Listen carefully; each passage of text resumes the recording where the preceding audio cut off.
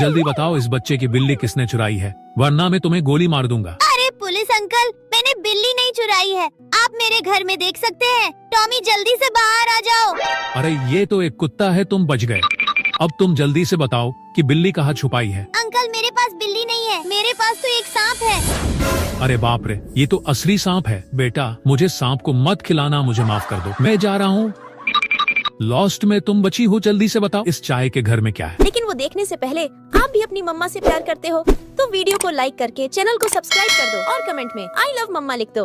अरे यही तो है मेरी बिल्ली।